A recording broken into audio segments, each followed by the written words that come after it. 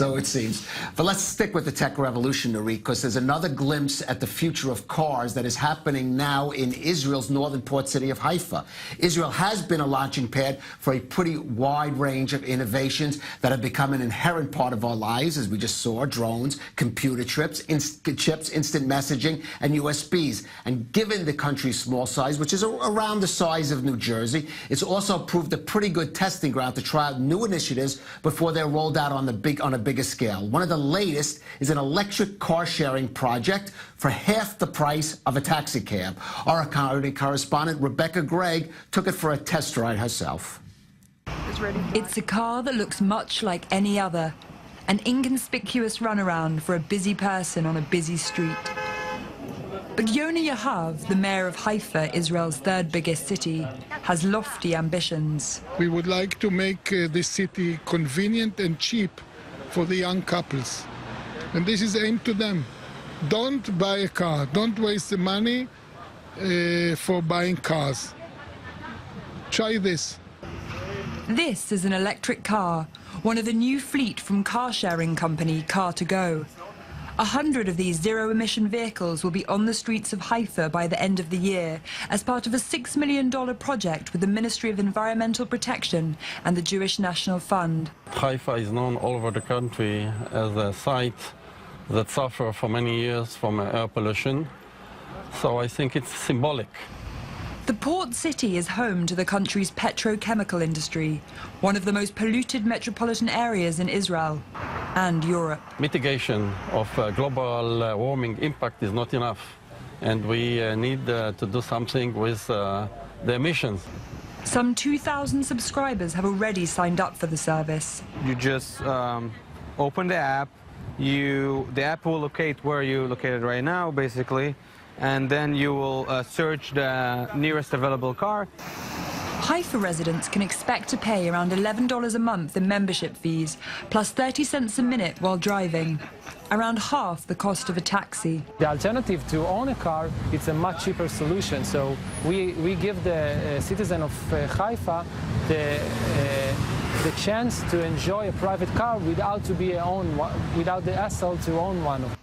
But not everyone's convinced. I'm just afraid that my electricity account would go up.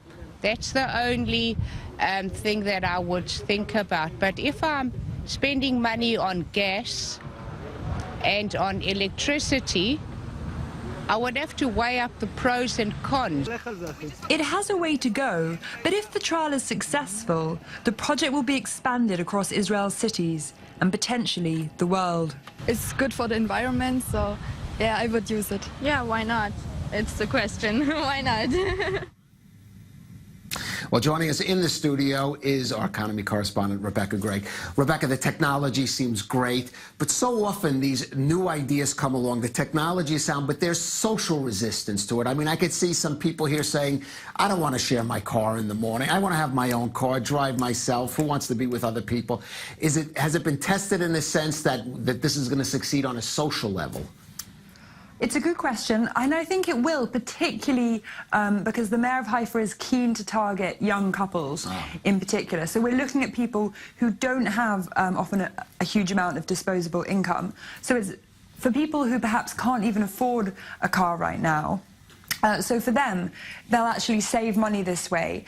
So they're targeting people who might be using public transport or maybe using taxis. So as we heard, it's going to be cheaper than using a taxi, and you only pay for what you use. So in that sense, I think, although there'll be certain resistance perhaps among the older generation who are sticking to their car, for young urbanites, I think this could be the way to go. And I think if you look at the bigger picture of what kind of tech is doing well, if you think about Airbnb and you think about Uber, the notion of taking a resource and sharing it between people is doing well across the board. It really is, I mean, the future that's already here. Exactly, and I think we should be clear, this isn't about sharing a car in the sense that you've got a car and there's 3 other people in the back that you don't know. This is just about using a car when you need it. So, for example, you don't use a car for most of the time you have it. So maybe you go to work, or maybe you need it to run some errands or pick some stuff up from a friend's house. So you're literally using the car whenever you need it, and when you don't need it, someone else is using it. Well, certainly, I drive down from Jerusalem every day, and I'm looking forward to maybe coming down in an electric car that I don't have to own. Is there plans to expand this elsewhere in Israel?